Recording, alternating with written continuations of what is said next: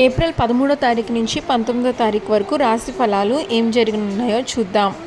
మిథున రాశి వారికి వృత్తిరీత్యా కాస్త అలజడికరమైన వాతావరణం వెలువడుతుంది. టెన్షన్ ఎక్కువగా పడడం, యాంగ్జైటీ అవ్వడం, అయిపోతుంది అనుకున్న పనులు కాకపోవటం, అవ్వవు అనుకున్న పనుల్లో పురోగతి ఏర్పడటం, ఇట్లా చికాకు పెట్టే అంశాలే ఎక్కువగా ఉంటాయి. మానసిక ప్రశాంతత కొంతకాలం లోపించవచ్చు. ఇది గ్రహించి మెలగండి. ఈ రాశి నుంచి చతుర్థ స్థానంలో కేతువు రాబోయే రోజుల్లో తృతీయ స్థానానికి రాబోతున్నారు. అదేవిధంగా దశమ స్థానంలో పంచగ్రహ కూటమి ఏర్పడింది. ఇది మన యొక్క కర్మస్థానం, మన ఉద్యోగ స్థానం. మనం ఓవరాల్గా ఎలా ఉంటుంది అనేది మనం ఇక్కడి నుంచి తెలుసుకుంటాము. పంచగ్రహ కూటమి ప్రభావం మీ మీద, మీ వృత్తి మీద చూపిస్తుంది. నిలకడగా ఆలోచన చేయండి. ద్వితీయ స్థానంలో కుజుడు నీచ స్థితి. రియల్ ఎస్టేట్కి సంబంధించిన అంశాలలో అంతంత మాత్రంగా ఉంటుంది. చికాకులు ఏర్పడచ్చు. అనుకున్న సమయానికి అనుకున్నట్లుగా ప్రాజెక్టులు ఇవ్వలేకపోవచ్చు.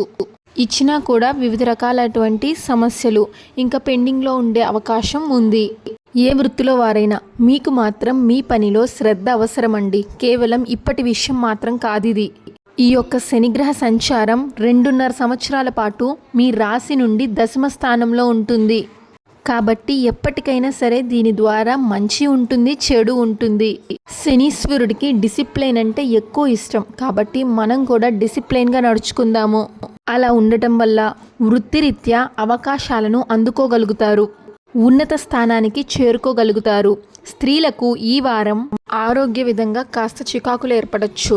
పాత అనారోగ్యాలే మళ్ళీ వచ్చే అవకాశం ఉంటుంది. కాస్త అప్రమత్తంగా ఉండండి. వృత్తిరీత్యా కొత్త అవకాశాలు ప్రయత్నాలు చేసేవారికి, సీజనల్ వ్యాపారస్తులకు కాలం అనుకూలంగా ఉంటుంది. మంచి ఆదాయాన్ని కూడా అందుకోగలుగుతారు. విద్యార్థులకు స్వల్పమైనటువంటి ఒత్తిడి, కాస్త కాన్సన్ట్రేషన్ లోపించడం పరిస్థితులు ఉంటాయి. అప్రమత్తంగా ఉండండి. ఈ వారం మిథున రాశి వారికి కలిసొచ్చే రంగు లైట్ బ్లూ కలర్. కలిసొచ్చే దిక్కు తూర్పు. కలిసొచ్చే రంగు 6.